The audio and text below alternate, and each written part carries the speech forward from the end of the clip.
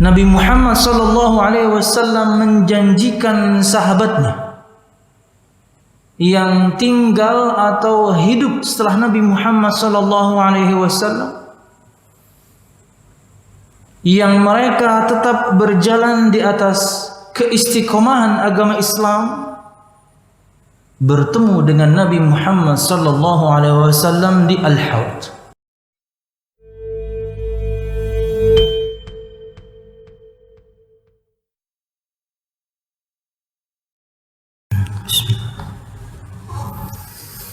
Assalamualaikum warahmatullahi wabarakatuh. Innal hamdalillah nahmaduhu wa nasta'inuhu wa nastaghfiruh wa na'udzu billahi min shururi anfusina wa min sayyiati a'malina.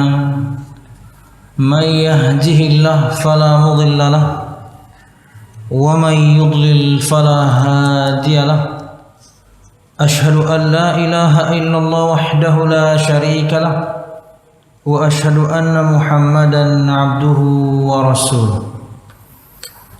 Qala Allah Ta'ala fil Qur'anil Karim, a'udzu billahi minasy syaithanir rajim. Ya ayyuhalladzina amanu taqullaha haqqa tuqatih wa la tamutunna illa wa antum muslimun. يا أيها الناس اتقوا ربكم الذي خلقكم من نفس واحدة وخلق منها زوجها وبث منهما رجالا كثيرا ونساء واتقوا الله الذي تساءلون به والأرحام إن الله كان عليكم رقيبا. يا أيها الذين آمنوا اتقوا الله وقولوا قولا سديدا يصلح لكم أعمالكم ويغفر لكم ذنوبكم ومن يطع الله ورسوله فقد فاز فوزا عظيما. فإن أصدق الحديث كتاب الله وخير الهدي هدي محمد صلى الله عليه وسلم وشر الأمور محدثاتها فإن كل محدثة بدعة وكل بدعة ضلالة وكل ضلالة في النار أما بعد. Hadirin dan hadirat Bapak Ibu jamaah sekalian rahimakumullah. Alhamdulillah, segala puji dan syukur marilah kita panjatkan kepada Allah Subhanahu wa taala. Kemudian salawat serta salam semoga selalu tercurahkan kepada junjungan besar Nabi kita Muhammad sallallahu alaihi wasallam, juga beserta para sahabatnya, keluarganya, dan segenap kaum muslimin yang selalu istiqamah berpegang teguh dengan Islam sampai hari kiamat kelak. Hadirin dan hadirat Bapak Ibu jamaah sekalian rahimakumullah. Seperti biasa, pada kajian ulun di pekan yang keempat, ini masuk bulan yang kedua, kita akan mulai membaca kitab Qasasul Ghaibi fi Sahihil Haditsin Nabawi, kisah-kisah gaib yang ada di dalam hadis Nabi Muhammad sallallahu alaihi wasallam yang sahih. Karangan Dr. Umar Sulaiman Al-Ashqar rahimahullahu ta'ala. Dan masuk pada kisah yang ke-8 berkaitan dengan telaga Nabi Muhammad sallallahu alaihi wasallam. Ia bagian di antara rentetan kejadian yang ada nanti di hari kiamat. Telaga Nabi Muhammad sallallahu alaihi wasallam yang beliau sifati panjang dan lebarnya itu sejauh seorang melakukan perjalanan 1 bulan lamanya.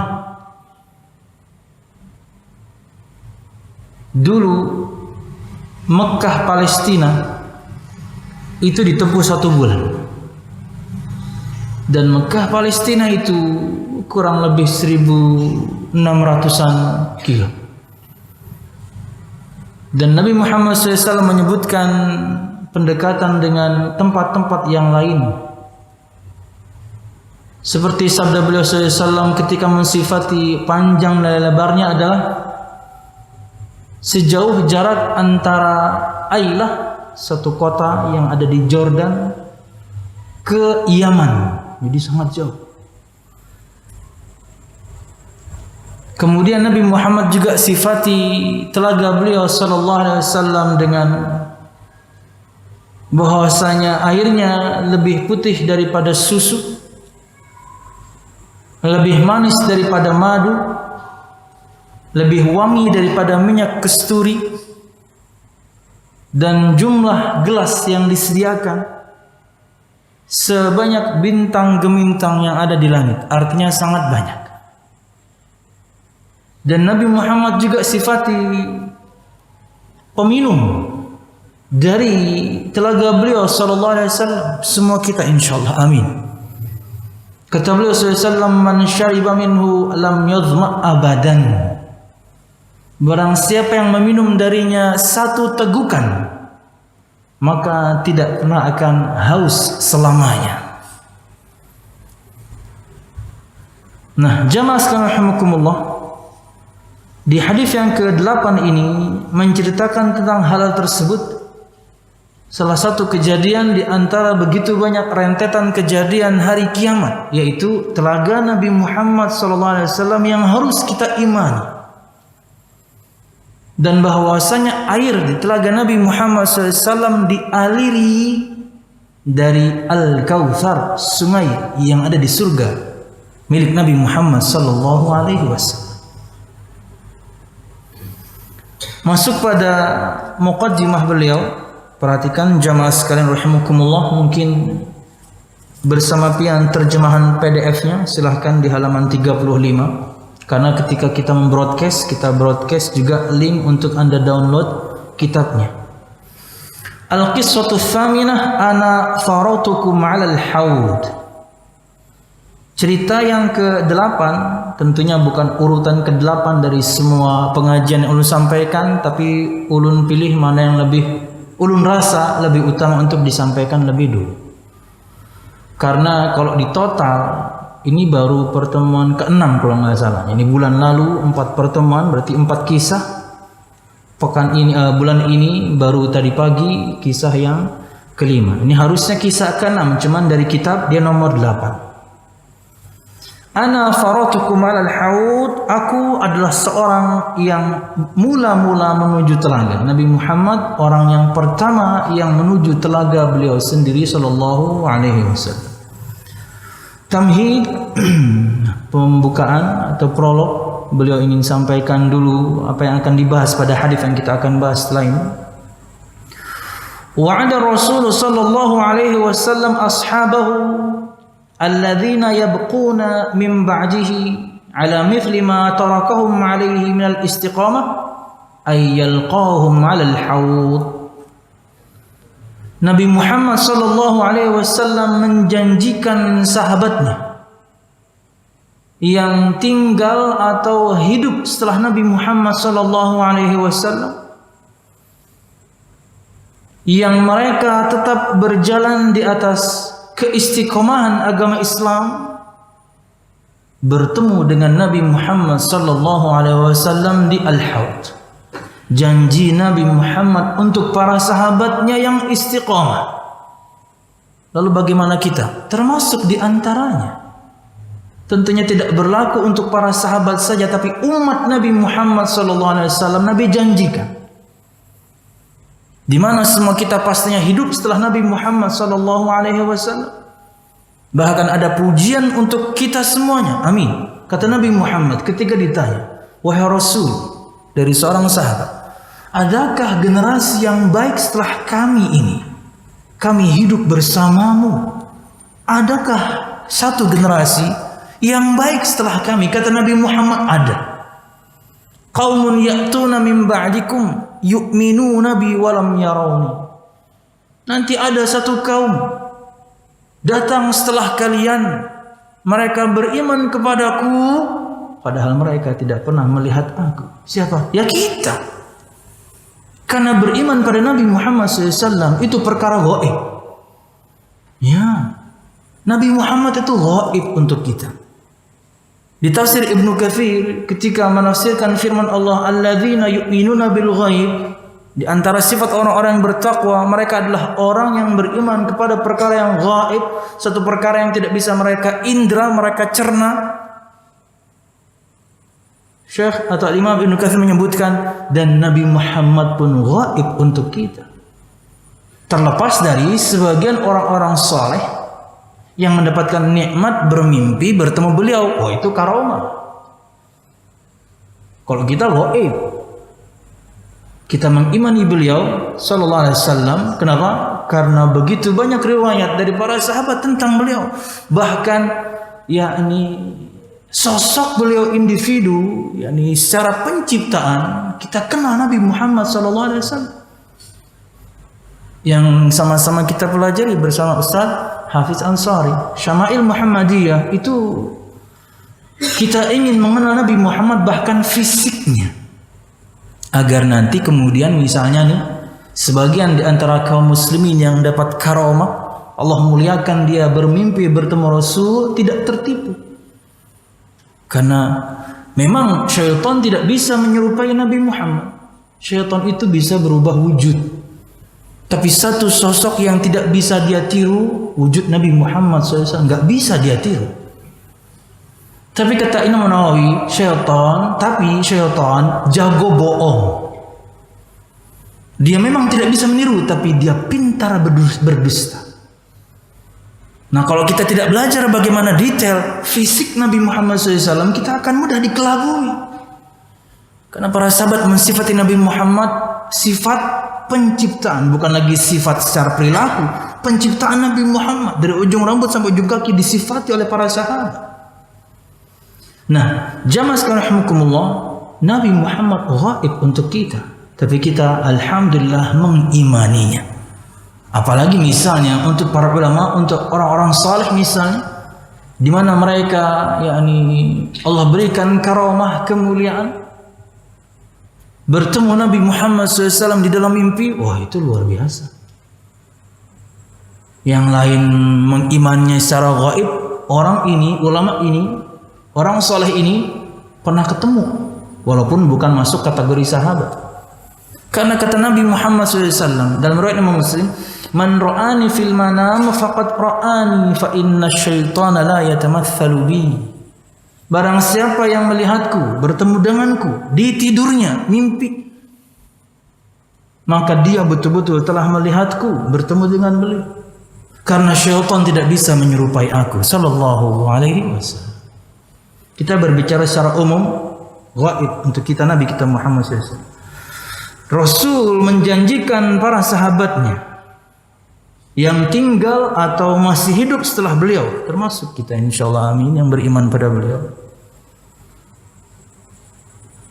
yang berjalan di atas keistiqomahan,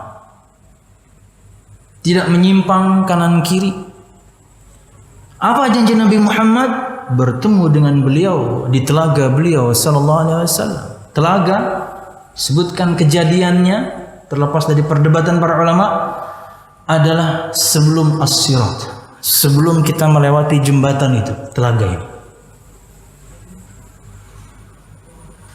Nah, tentunya nikmat tertentu untuk seseorang ya. Sebelum di surga dia bisa bertemu dengan nabinya. Orang yang selama ini kita imani, kita puji, kita bersalawat kepadanya, kita mengidolakannya, Anda ketemu. Karena berjumpa Nabi Muhammad SAW itu kenikmatan tiada tara. Seorang sahabat sampai mengistilahkan, sesaat berdampingan dengan Nabi Muhammad lebih nikmat daripada hidup puluhan tahun. Karena nikmatnya berdampingan dengan Nabi Muhammad SAW. Apalagi ada sahabat ketika dia meninggal, Nabi Muhammad yang bopong jenazahnya, Nabi Muhammad yang masukkan ke lahatnya, Nabi Muhammad yang kebumikan. Para sahabat semuanya kala itu, wah kalau kayak gini matinya saya pengen mati. Nabi Muhammad yang bopong. Ketemu sama beliau saja nikmatnya luar biasa. Berdampingan dengan beliau saja luar biasa. Meninggal beliau yang angkat. Kata para sahabat yang lain, kalau mati harusnya saya mati nih.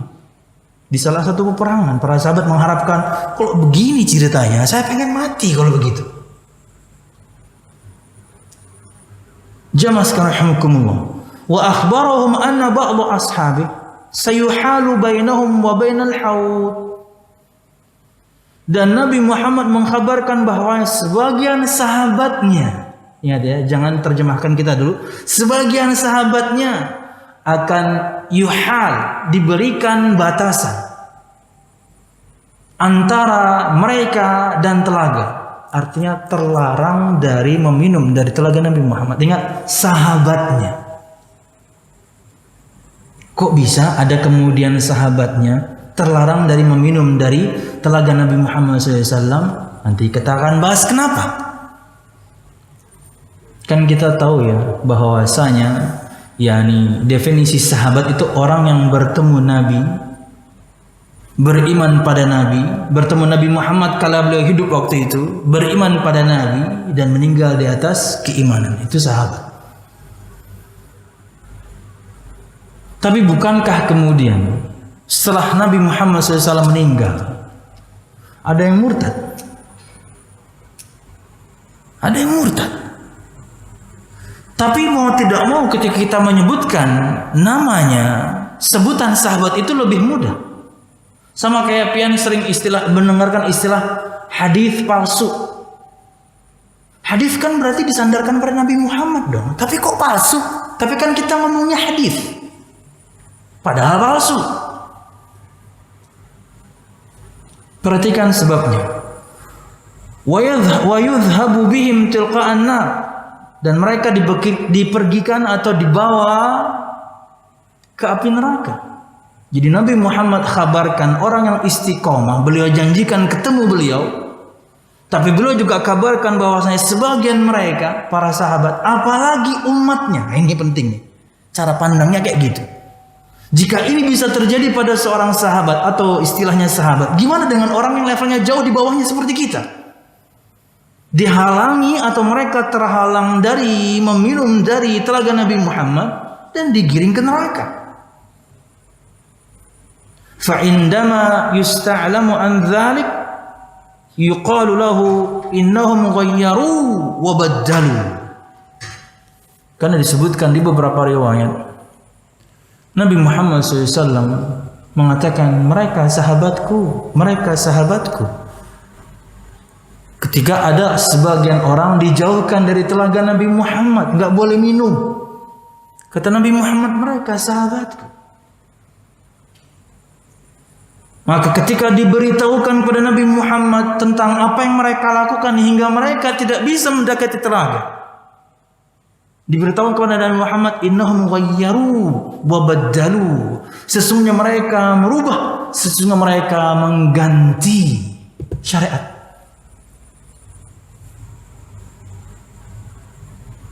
Termasuk diantaranya tentunya kalau kita luaskan bahasannya berarti yang murtad kembali yakni kepada agama yang lain. Karena dalam keterangannya cukup panjang keterangannya ini. Kalau ulun misalnya baca semuanya mungkin 3 pertemuan, tapi saya ingin pangkas 1 pertemuan ini selesai. Pian bisa baca di halaman 35 selanjutnya. Ada yang berpaling memang sepeninggal Nabi Muhammad sallallahu alaihi wasallam. Ada yang murtad memang sepeninggal Nabi Muhammad sallallahu alaihi wasallam.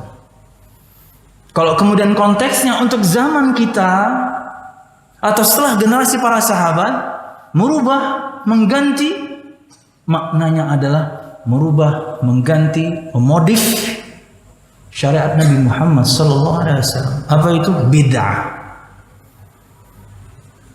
Jadi nggak gampangan. Itulah kenapa Nabi Muhammad selalu di khutbatul hajah, pembukaan ceramah beliau, khutbah beliau, mesti ada yakni wanti-wanti tentang jangan lakukan kebid'ahan, jauhi bid'ah. Kenapa? Anda nggak bisa minum nanti. Ini kemuliaan untuk seseorang. Dia bagian dari umat Nabi Muhammad SAW dan dia kemudian bisa minum. Satu teguk Anda meminumnya, maka Anda tidak pernah dahaga. Walaupun misalnya setelah dia meminumnya, qadarullah di as-sirat dia jatuh. Maka kata Imam Nawawi, kalau misalnya ada orang yang minum dari telaga Nabi Muhammad dan kemudian dia jatuh ketika melewati as-sirat ke neraka, dia akan diazab dengan azab Allah Subhanahu wa taala pastinya, tapi tidak untuk kedahagaan. Karena dia udah minum tadi. Azab yang lain, tapi haus, no.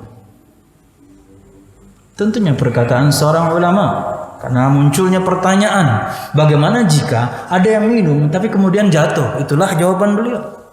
Kejadian aslinya nanti kita nggak tahu. Imam An-Nawawi hanya mendekatkan makna supaya kita mudah memahami. Tapi inti atau pemahaman besarnya, jangan mengada-ada pada syariat ini. Ya, yang ada ini jangan dimodifikasi, dan Anda jangan berkreasi. Cukupkan dengan yang diajarkan Nabi Muhammad SAW, itu sudah sempurna. Pelajari 6 hal dari syariat Nabi kita Muhammad SAW agar amal kita Allah terima. Karena amal itu diterima dengan 2 syarat. Yang pertama ikhlas, dan itu sangat berat. Terkadang orang kemudian telah ikhlas mengamalkannya hanya mengharap pahala dari Allah Subhanahu wa taala, tidak riya. Tapi tahu-taunya prakteknya salah. Entah sebab ibadahnya salah, tidak sesuai yang Nabi Muhammad ajarkan. Jenis ibadahnya salah, tidak seperti yang Nabi Muhammad SAW ajarkan. Jumlahnya, caranya, waktunya, tempatnya. Seikhlas apapun Anda, sebanyak apapun orang yang melakukan, tapi kalau kemudian tidak sesuai tuntunan, percuma. Karena dua-duanya harus berjalan selaras. Ikhlas dan mutabaah. Ikhlas dan sesuai tuntunan. Itu syarat amal diterima. Nggak bisa kemudian yang penting baik Allah akan terima. Nggak bisa pakai alasan seperti itu. Yang penting banyak orang yang melakukan mustahil kemudian ditolak. Nggak bisa kayak gitu. Ikhlas dan sesuai ajaran Nabi Muhammad SAW. Itulah kenapa kita selalu belajar, agar sebisa mungkin kita kemudian amal kita ini sesuai dengan yang Nabi Muhammad ajarkan. Kalau misalnya kita boleh berkreasi, atau yang ada ini kemudian kita modifikasi, berkreasi deh. Ya kalau begitu Nabi Muhammad nggak usah diutus, ngapain? Untuk apa Nabi Muhammad ajarkan kepada kita, lihat ibadahku. Ketika beliau yang mempraktekkan sholat, bahkan disebutkan beliau sholat di atas panggung, agar semua sahabat lihat. Sholatlah kalian sebagaimana kalian melihat aku sholat. Lihat nih. Khudhu anni manasikakum, ketika Nabi Muhammad mengajarkan pada para sahabatnya manasik haji. Lihat bagaimana aku beribadah nih. Kalau kita boleh berkreasi, Nabi Muhammad nggak usah diutus, ngapain? Kita bisa kok nyembah Allah dengan cara kita, tapi kan enggak. Kamu ingin menyembahku, caranya? Nabiku Muhammad sudah terangkan semuanya. Itu caranya yang kalian harus ikuti. Bukan, yang penting baik Allah akan terima. Enggak bisa. Anda kalau beralasan yang penting baik Allah pasti terima, Anda masih sholat subuh 2 rakaat. Enggak nyambung perkataan Anda enggak konsisten. Yang penting baik Allah pasti terima. Silahkan sholat subuh mungkin 1 rakaat. Atau bahkan mungkin ketika Anda semangat, sholat aja 5 rakaat. Lebih baik daripada 2 pasti. 5 kok. Diterima? Ya enggak lah. Kenapa? Karena jumlahnya salah. Nggak bisa. Itu contoh jumlah. Contoh jenis kayak jenis ibadah kurban. Anda sembelih kuda. Percuma. Kudanya halal. Tapi jenisnya enggak masuk. Kalau enggak kambing, sapi, ya onta. Ada sembelih kuda halal. Tapi dalam ibadah kurban, jenisnya harus benar. Habis sholat, subhanallah, subhanallah, alhamdulillah, masing-masing 200 kali. Terima? Enggak. Padahal lebih bagus daripada 33. Nabi Muhammad ajarkan 33. Kalau kita bisa berkreasi, Nabi Muhammad, gak usahlah dibatas-batasi. Nabi Muhammad, kami bisa kok. 100. Karena sebentar 100. Subhanallah 100 itu sebentar. Pengen hitung aja. Mungkin gak sampai 5 menit. Subhanallah, subhanallah, subhanallah. Gak sampai 5 menit. Ya. Wallahu a'lam bishawab. Dan ya ini contoh-contoh yang lain. Fayaqulu suhqan suhqan liman baddala ba'di. Maka kata Nabi Muhammad ketika diberitahu kenapa kok sebagian sahabat beliau, sebagian umat beliau dijauhkan dari telaga beliau, dikasih tahu Nabi Muhammad mereka merubah setelah kamu meninggal. Di hadis yang lain, kamu tidak tahu yang mereka lakukan setelah kamu meninggal. Nama bid'ah semua. Kata Nabi Muhammad SAW, suhqan suhqan, artinya jauh-jauh kalau begitu. Bu'dan artinya jauh-jauh. Nabi Muhammad tadinya mau memperjuangkan ini sahabat saya ini. Kamu nggak tahu ketika kamu mati mereka ngapain. Kata Nabi Muhammad, suhqan suhqan liman baddala ba'di. Jauh, menjauhlah orang-orang yang telah merubah agama setelah aku meninggal. Karena Nabi Muhammad, beliau masih hidup pun syariat sudah sempurna, ngapain dirubah-rubah? Sebelum beliau meninggal, Islam ini sudah sempurna. Bahkan 3 bulan kurang lebih sebelum beliau meninggal, Islam ini sudah sempurna. Nggak usah lagi di modif-modif, nggak usah. Banyak pertanyaan gitu ya tentang Ustaz, bolehkah contoh doang nih ya, padahal perkaranya boleh ya, berdoa tapi dengan rangkaian bahasa kita sendiri, boleh? Boleh. Tapi kita berbicara yang lebih utama. Di Quran seabrek doa. Di sabda Nabi Muhammad, di Hisnul Muslim aja 300-an lebih doa dan zikir. Yang jelas ada riwayatnya, kita belum lakukan. Itu rangkaian terbaik sudah yang Nabi Muhammad ajarkan pada kita. Pelajari. Ingat ya, padahal ini perkara yang boleh. Kita lebih tahu apa yang kita butuhkan dari Allah. Pengen ini, pengen itu, minta aja detail, terserah. Walaupun tentunya ya ini disarankan atau diantara adabnya minta itu yang global saja, detail tidak diajarkan. Minta yang umum. Seorang tabi'in pernah berdoa tapi detail, ditegur sama bapaknya seorang sahabat. Tidak seperti itu Nabi Muhammad mengajarkan kami. Makanya ada doa sabu jagat ya, karena itu minta kebaikan, seluruh kebaikan dunia dan akhirat. Bayangkan, hukumnya mubah atau boleh saja, kita kalau bisa tinggal, kenapa? Yang lebih utama ada, apalagi yang nggak ada contohnya. Wallahualam bisa. Masuk kepada hadis, gimana mau selesai? Muqaddimahnya hampir isya. Perhatikan halaman masih 35, kita masuk ke hadisnya. An Sahl bin Sa'd qala an-nabiy sallallahu alaihi wasallam, inni faratukum 'ala al-haud, man marra alayya shariba wa man shariba lam yadhma abadan, la yaridanna alayya aqwamun a'rifuhum wa ya'rifunani thumma yuhalu baini wa bainahum. Qala Abu Hazim, fasamma'ani an-Nu'man ibn Abi Ayyash faqala, hakadha sami'ta min Sahlin? Faqultu na'am.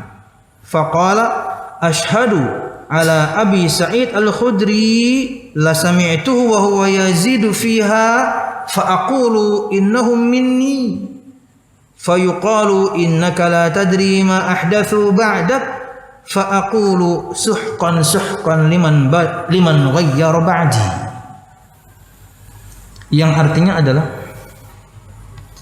dari Sahal bin Sa'ad radhiyallahu anhu, dia berkata, Nabi SAW bersabda, sesungguhnya aku adalah seorang yang mula-mula sebelum kalian menuju telaga. Orang pertama maksudnya.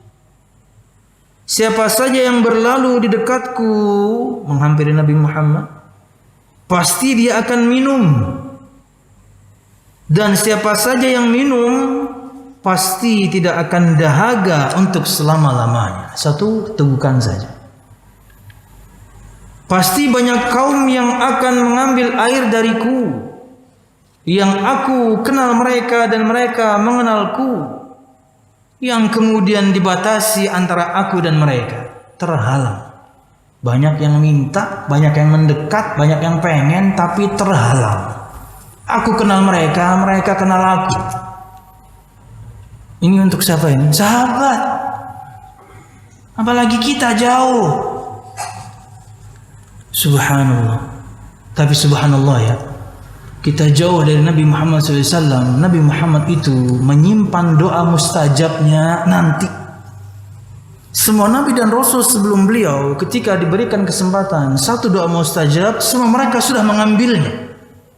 Nabi Muhammad beliau pending, Nabi Muhammad beliau undur. Nanti beliau akan memintanya pada waktunya, yaitu asy-syafa'atul uzma.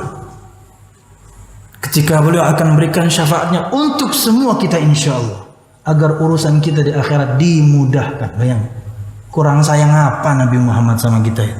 Ketemu sama kita aja enggak, tapi beliau memikirkan umatnya.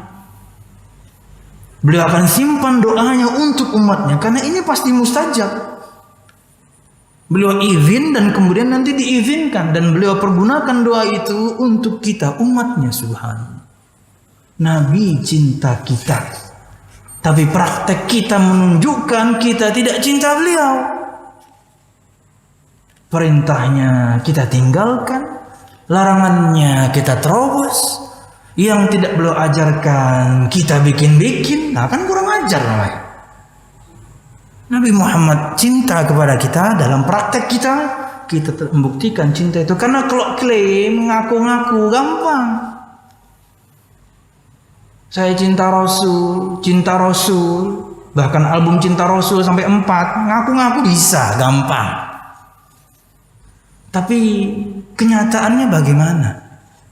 Apakah betul kemudian kita bertakwa kepada Allah, menyembah Allah kemudian dengan tuntunan Nabi Muhammad SAW? Itu tanya diri kita masing-masing. Sedikit lagi baru kemudian kita ada.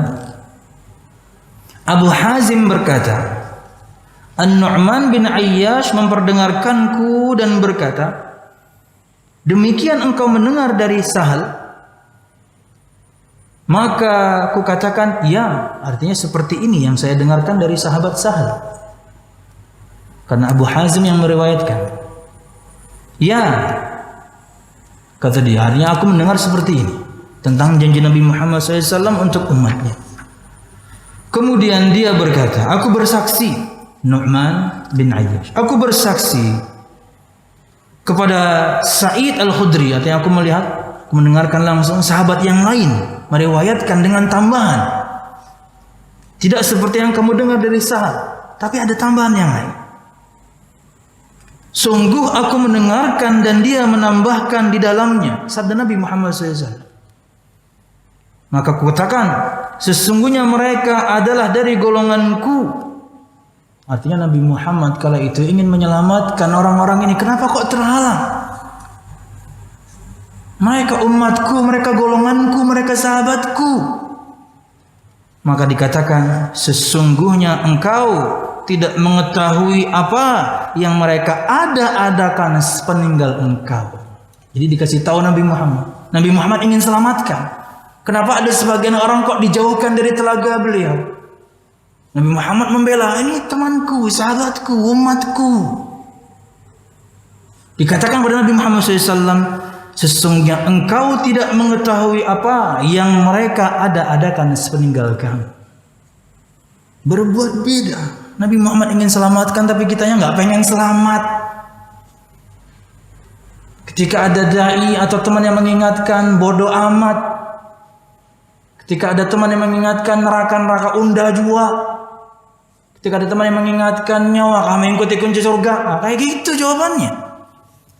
Padahal temannya hanya mengingatkan, ingin menyelamatkan. Yuk sama-sama kita minum dari telaga Nabi Muhammad. Dan terkadang orang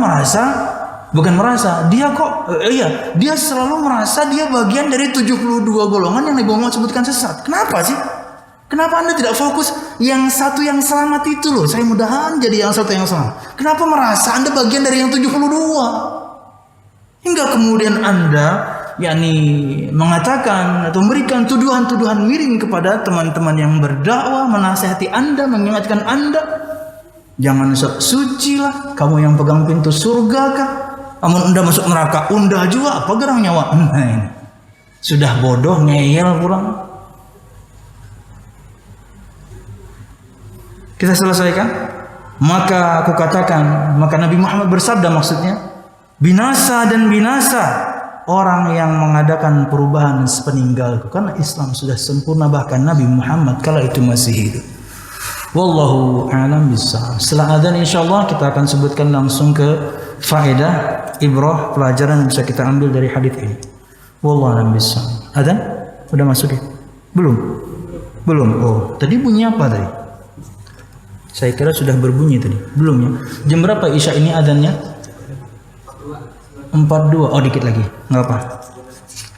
Jamaah sekalian rahimakumullah, perhatikan yang bersamanya terjemahannya halaman 40. Masuk kita langsung kepada ibrah, dan ulun mungkin masuk ke terjemahan langsung ya. Perhatikan halaman 40. Ibrah, pelajaran, faedah dan hukum-hukum dalam hadis ini. Jamaah, ini pentingnya belajar bahasa Arab ya. Ibrah pakai ain itu artinya pelajaran. Tapi kalau pakai hamzah artinya jarum. Bukan jauh banget.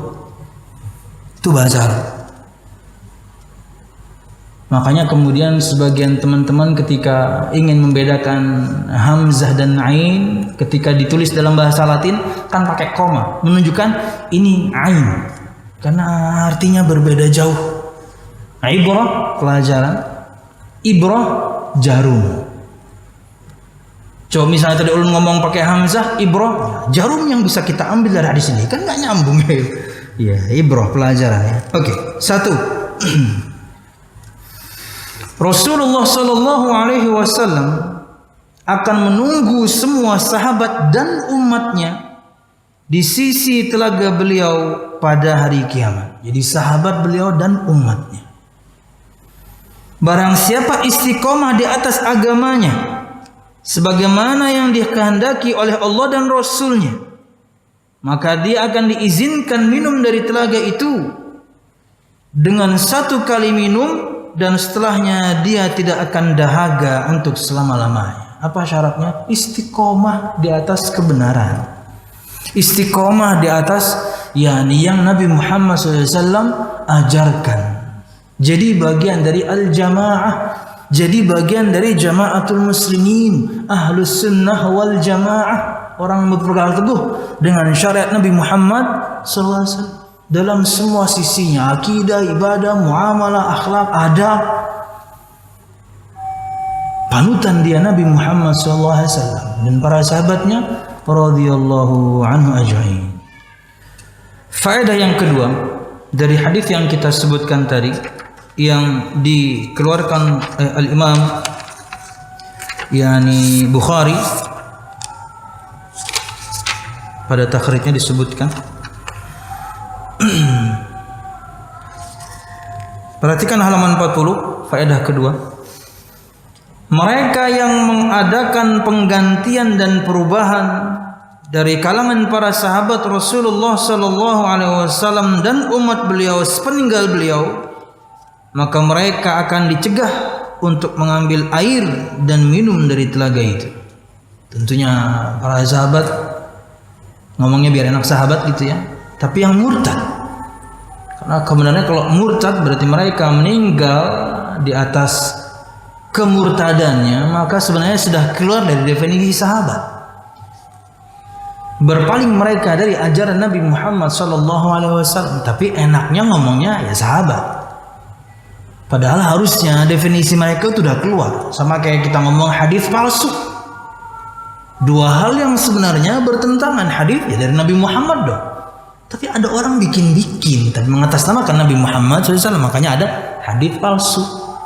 Bikinan tapi disandarkan pada Nabi Muhammad SAW.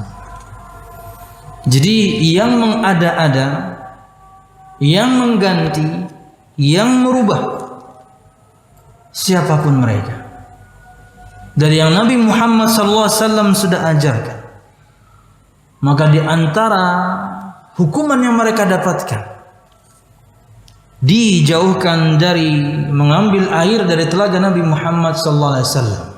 Apalagi meminumnya, mengambil aja dijauhkan kok. Apakah kemudian orang-orang yang seperti ini pasti neraka? Yang nggak bisa kita katakan pasti kok. 72 golongan yang Nabi Muhammad ancam, yang Nabi Muhammad sebutkan sesat itu saja, kita tidak bisa pastikan neraka. Itu ancaman. Harusnya kemudian ketika ada ancaman kita mawas diri. Waduh, jangan sampai kita menjadi bagian dari yang 72 itu. Bukan jangan Anda merasa bagian dari 72 itu. Harusnya mawas diri.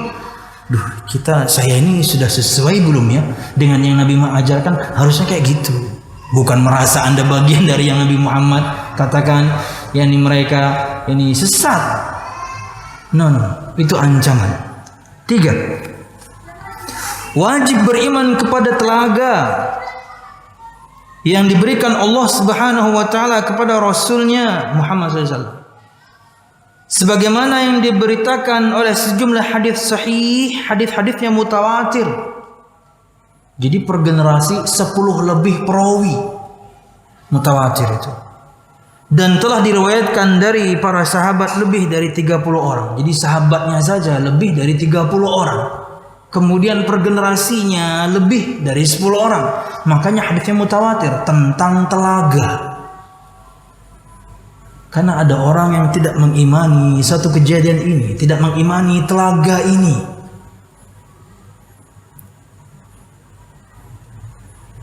Jamaah sekalian rahimakumullah, hadisnya mutawatir. Jadi hadis itu kalau dibagi dua, ada mutawatir, ada ahad. Itu kalau jenis. Mutawatir per generasi itu lebih dari 10 periwayatan terjadi setiap generasi. Kalau ahad 1, 2, 3, 4 nggak sampai 10 per generasi. Itu jenis. Tapi kalau dilihat dari keabsahannya, kita tahu ada sahih, ada hasan, ada dhaif. Dari nyambung atau tidaknya kepada yang mengatakan terakhir, yaitu Nabi Muhammad SAW, ada marfu, ada mauquf, ada maqtu, ada hadits qudsi, macam-macam, yaitu ilmu mustalah. Ini hadis yang mutawatir. Sahih, jadi jenisnya mutawatir dan levelnya, keabsahannya sahih. Lebih dari 30 orang sahabat yang meriwayatkan. Kalau Isra Mi'raj itu 20-an saja sahabat yang meriwayatkan. Tapi mutawatir juga, lebih dari 10 kok. Isra Mi'raj. Ada juga orang enggak percaya Isra Mi'raj. Padahal hadisnya 20-an di Sahih Bukhari, Sahih Muslim. Subhanallah. Susah ya. Itulah yakni nikmatnya hidayah. Mudah nuntut ilmu, mudah mengamalkan ilmu. Ihdinas siratal mustaqim. Doa setiap kita ketika kita salat, ihdinas siratal mustaqim. Itu di antara maknanya, mudah berikan kami ya Allah karunia, mudah nuntut ilmu, mudah mengamalkan ilmu. Ketika disampaikan kebenaran, mudah mengikuti. Disampaikan larangan, mudah meninggalkan. Ah, itu tuh. Itu karunia dari Allah, pemberian. 4. Telaga itu berada sebelum meniti titian. Karena telah baku dalam sejumlah hadis bahwa sebagian orang-orang yang mengambil air dipisahkan antara mereka dan telaga, dan bahwasanya mereka murtad kembali ke belakang. Jadi kejadiannya adalah sebelum titian As-Sirat yang Nabi Muhammad sifati dengan yakni ahaddu minas sayfi adaqqu minasy sya'rah, lebih tajam daripada pedang, lebih tipis daripada rambut. Perkara gaib juga. Kita kalau mengimaninya kemudian harus kita visualkan, nggak nyambung. Gimana ada jembatan setipis itu? Jembatan yang betul-betul kayak jembatan layang aja, itu susah. Tapi kan jelas tuh, ada talinya gede. Susah kan goyang-goyang. Padahal talinya gede. Lebih tajam daripada pedang, lebih tipis daripada rambut. Itu gimana itu? Kalau bukan kemudian kita hanya berserah diri kepada Allah, saya beriman, ini semua dari sisi Tuhan kami. Kalau kita tidak punya yakni semboyan seperti itu, sami'na wa ata'na, susah mengimani agama ini. Kalau kita kemudian tidak berserah diri, oh itu firman Allah, oh itu sabda Nabi Muhammad, saya beriman. Tapi kalau Anda harus cocokkan dulu dengan otak kita, saya sebutkan otak atau akal deh. Harus masuk akal dulu, ya nggak bisa. Contohnya Isra Mi'raj juga nggak masuk akal kalau Anda pakai akal. Isra Mi'raj itu nggak masuk akal. Mekah Palestina itu 1 bulan waktu itu. Nabi Muhammad cuma 1 malam. Bukan Mekah Palestina. Mekah Palestina langit.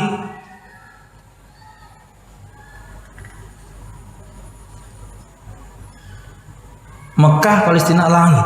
Beberapa waktu yang lalu 2 orang paling kaya di dunia. Itu berapa jam itu mereka? Hanya ke luar angkasa. Belum langit. Karena kalau sekarang ya Mekah Palestina ya beberapa jam ya bisa pakai pesawat kok. Ke langitnya berapa? Nabi Muhammad Mekah Palestina langit turun lagi nggak sampai 8 jam. Siapa yang bisa percaya? Tapi kita percaya, kenapa? Allah firmankan, Nabi Muhammad sabdakan, sami'na wa ata'na, kami tunduk patuh. Nah, itu enak. Tapi kalau harus kemudian masuk akal Anda dulu. Wallahu a'lam bishawab. 5. Masih 3 lagi. Setiap muslim harus waspada dan memberikan peringatan orang dari tindakan melakukan sesuatu yang menyebabkan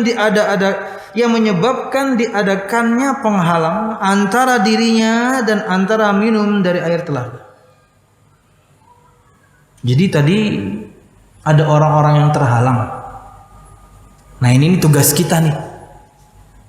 Semua kita harus berdakwah, menyampaikan kepada orang, jangan sampai Anda terhalang.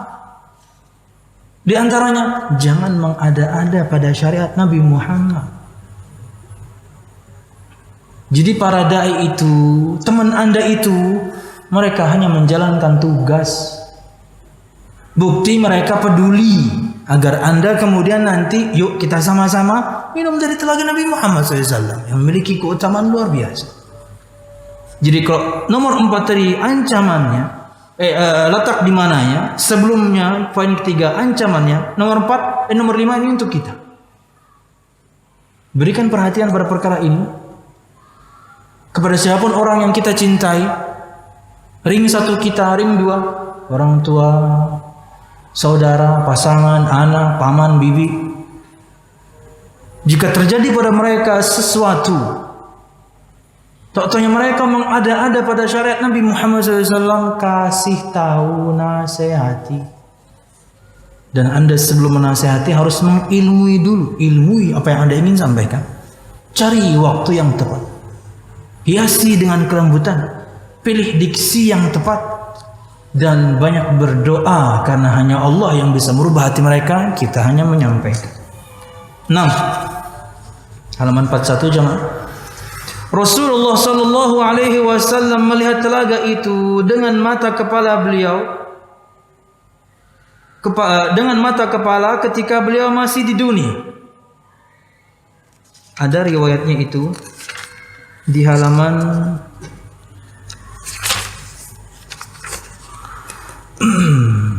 perhatikan halaman 37, hadis yang nomor 2. Inni faratukum wa ana syahidun alaikum wa inni wallahi la anzuru ila haudi al-an.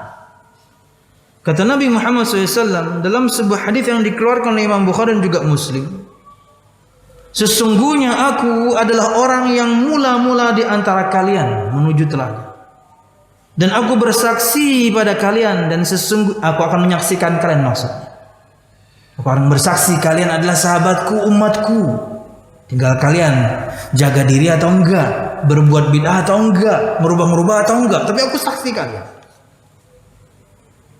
Nah poinnya, dan sesungguhnya aku demi Allah sekarang sedang melihat kepada telagaku. Sekarang, artinya Nabi Muhammad diperlihatkan ketika beliau di dunia. Bukan cuma telaga, Nabi Muhammad pernah diperlihatkan di hadapan beliau surga. Makanya bahasannya adalah perkara gaib.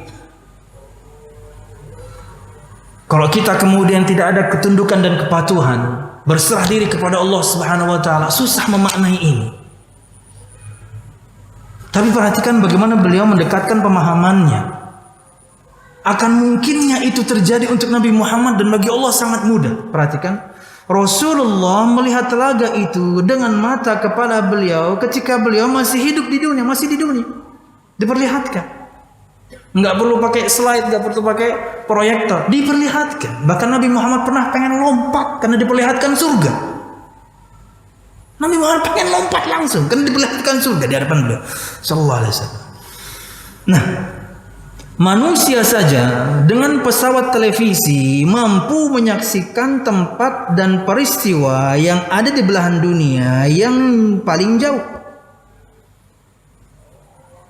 Maka apakah Allah tidak bisa menunjukkan kepada Rasulnya telaga dan surganya ketika beliau sedang duduk di antara para sahabatnya? Mudah bagi Allah. Kita aja sekarang bisa tahu kejadian banyak hal dari TV, dari handphone.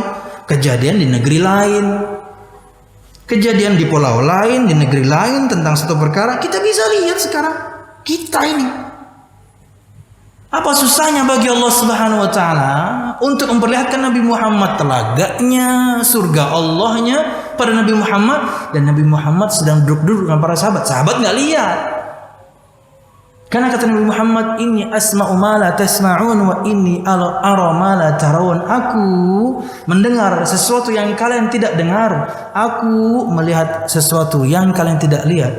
Di antaranya adalah Nabi Muhammad dengarkan azab kubur. Nabi Muhammad diperlihatkan telaga, diperlihatkan surga. Ngobrol sama Jibril face to face, para sahabat nggak lihat. Nabi Muhammad sallallahu alaihi wasallam. 7. Orang yang minum dari air telaga adalah orang-orang yang tetap istiqomah di atas agama ini hingga mereka bertemu Rabb-nya. Jadi yang minum itu yang istiqomah. Makna mudah istiqomah adalah taat. Simpel aja. Di antara makna memaknai mudah apa itu keistiqomahan? Ketaatan. Ada perintah gawi, ada larangan tinggalkan, dan level kita beda-beda. Level 1 dan yang lainnya di antara kita dalam merespon perintah Allah cepat atau enggak, merespon larangan Allah dan Rasulnya cepat atau tidak meninggalkan, level kita beda-beda. Itulah kenapa level cepatnya kita melewati as-sirat juga nanti beda-beda.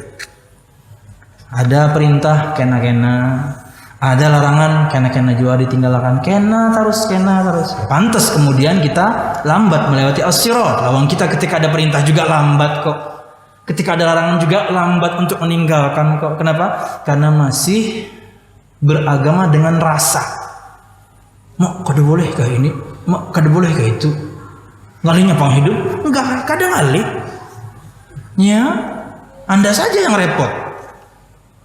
Tidak kita pungkiri bahwasanya, yakni bukan tidak kita pungkiri. Memang benar sabda Nabi Muhammad, dunia ini penjara bagi kita. Banyak yang terlarang. Tapi subhanallah yang halal pun seabrek kalau kita pengen. Ya. Bahkan kata Nabi Muhammad, Allah itu wasakata an katsir. Allah mendiamkan dari banyak hal. Yang halal itu sangat banyak. Mungkin dari pandangan orang saja kemudian susah. Orang yang hijrah itu susah. Orang ikut kajian itu susah. Hidupnya itu sempit. Ya memang ini adalah penjara. Anda pengen ngapain? Waktu kita sedikit, maksimal 60-70. Itu tidak termasuk tidurnya, tidak termasuk ke WC-nya, tidak termasuk medsosnya. Ibadahnya sedikit. Tapi pengennya masuk surga. Terakhir, ke-8. Berikut adalah ciri-ciri telaga. Ulun gabungkan dari begitu banyak riwayat ini. Sabda Nabi Muhammad SAW, "Haudhi masirata syahrin wa zawayahu sawa." Halaman 42. Luas telagaku sejarak perjalanan dalam sebulan dan semua sisinya sama panjang. Panjang dan lebarnya sama. Perjalanan 1 bulan. Kurang lebih 1.600 sampai 2.000 km. Kemudian di antara sifat telaga Nabi Muhammad, ma'uhu abyad minal, halaman 43. Ma'uhu abyad minal laban wa rihu atyabu minal misk. Airnya berwarna putih lebih putih daripada susu, dan aromanya lebih wangi daripada minyak kasturi. Karena yang namanya minuman yang harum itu menggugah selera, dan ini sangat harum. Dan ini perkara gaib, jangan Anda bandingkan dengan dunia. Ahla minal asal, halaman 44, lebih manis daripada madu. Matab jah, lahak tu jah. Nah, itu kita membandingkan dengan dunia. Kayak madu apa tak? Kada tahu. Tapi semua kita faham madu itu apa. Hingga kemudian maknanya jelas untuk kita. Wah, pasti nikmat luar biasa. Yashkhabu fihi mizabani minal jannah, memancar di dalamnya 2 saluran dari surga. Ada 2 saluran mizab. Karena air telaga Nabi Muhammad dari sungai Al-Kautsar milik Nabi Muhammad di surga. 45. Kizanuhu ka'adadi nujumis sama. Kizan, gelas-gelasnya seperti jumlah bintang-bintang di langit. Artinya sangat banyak. Tidak ada yang akan rebutan. Tidak akan ada yang rebutan atau antri. No. Luasnya saja seperti itu, lebarnya saja seperti itu, dan gelasnya sebanyak ini. Oh, kita nggak akan antri. Kalau pang misalnya lah seikung minum, adem, lah kasih, hanya setanggup aja. Enggak ada, semuanya akan nyaman. Ya. Wallahu a'lam bishawab. Kemudian tadi disebutkan di hadis yang lain, man syariba minhu lam yadma abadan, dan barang siapa yang minum darinya seteguk tidak pernah akan haus selamanya. Wallahu a'lam bishawab. Ini yang bisa saya sampaikan berkaitan dengan kisah nomor 8 berkaitan dengan telaga Nabi Muhammad SAW yang harus kita imani, yang harus kita yakini, dan kita mengharap agar kita menjadi orang yang tidak terhalang dari meminumnya. Amin ya rabbal alamin. Istiqomahlah, taatlah, jadilah hamba Allah Subhanahu wa taala yang taat. Dengannya kita mengharapkan kemudian menjadi orang yang Nabi Muhammad perbolehkan untuk mengambil air dari telaga beliau dan meminumnya. Insyaallah amin ya rabbal alamin. Subhanakallah bihamdika asyhadu an la ilaha illa anta astaghfiruka wa atubu ilaik. Assalamualaikum warahmatullahi wabarakatuh.